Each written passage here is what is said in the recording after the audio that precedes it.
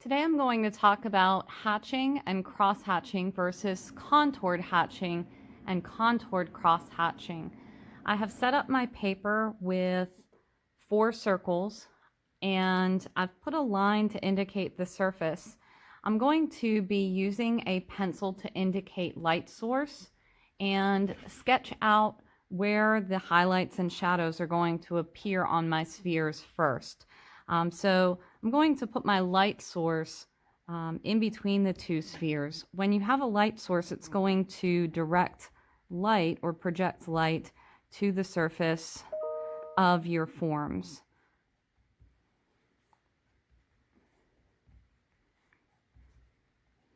So on my left sphere, I'm going to have a highlight that is going to be on the top right side because that is closest to the light source.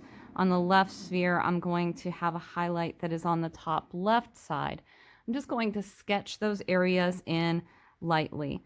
Then from there, I'm going to have a light source of shadow, a middle tone, and then a shadow area. And the cast shadow will appear in the opposite direction of the form on the surface. So I'm going to sketch those in as well with pencil. I'm going to do the same thing on my bottom 2.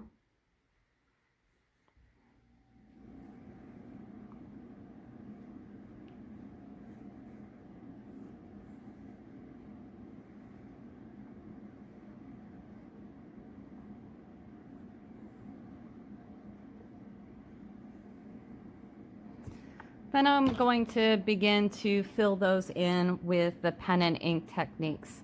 So with hatching, we have lines in one direction.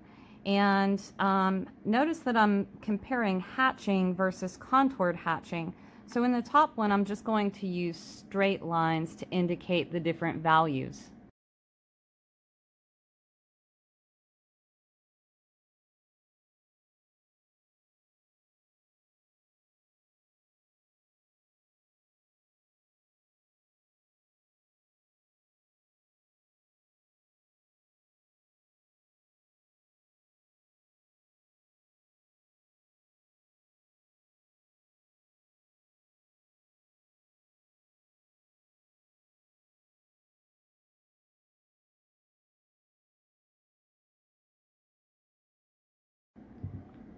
I've put fewer lines in the areas that I want to appear to be lighter values, and then have added more lines closer together in the next section and even more for the cast shadow. Now in the contoured hatching, I'm going to use lines that curve in the same direction of the contour of the form, but I'm going to basically do the same technique. Less in that lighter value and then more and closer together as we get down closer to the cast shadow.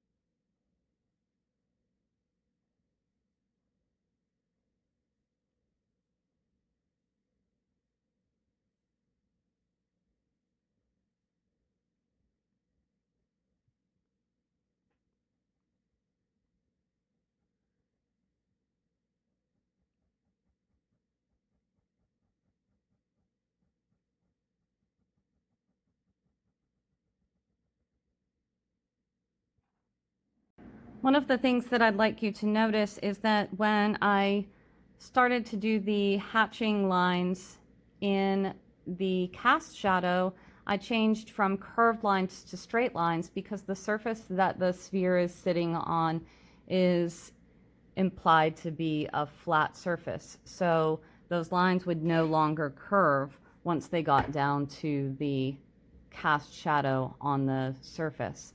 One of the things that I would like you to notice is how much more the contoured hatching makes the circle appear to be a sphere form, as opposed to just using the regular hatching lines in the first sphere. So now I'm going to just erase the pencil lines in there.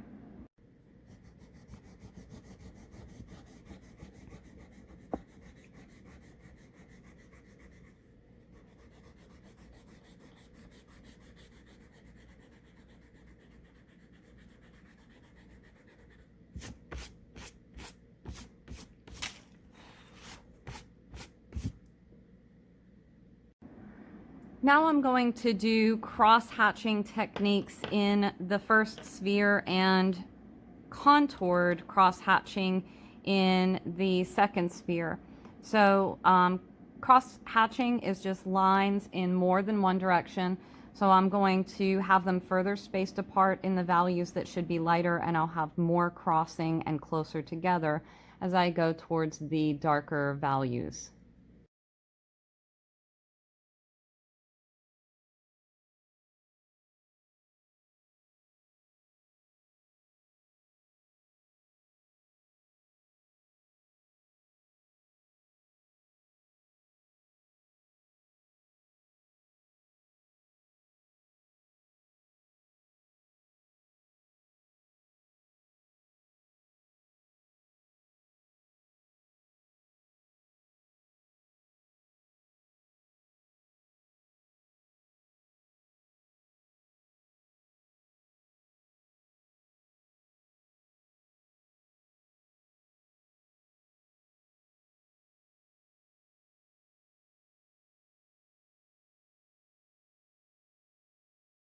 With the contoured cross-hatching, these lines are no longer going to be straight, but they are going to curve in the direction of the sphere. Think about longitude and latitude lines on a globe, if you will.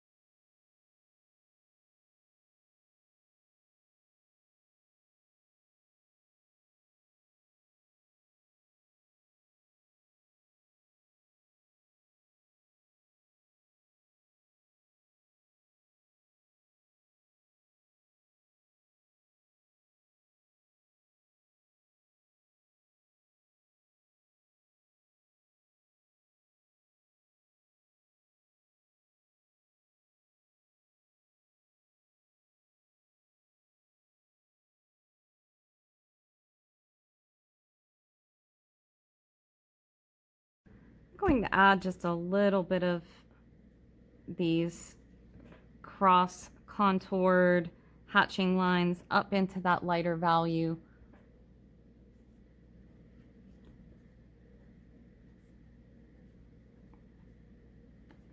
Just so that there's a little bit more of a transition. And then I'm going to erase the pencil lines in these two.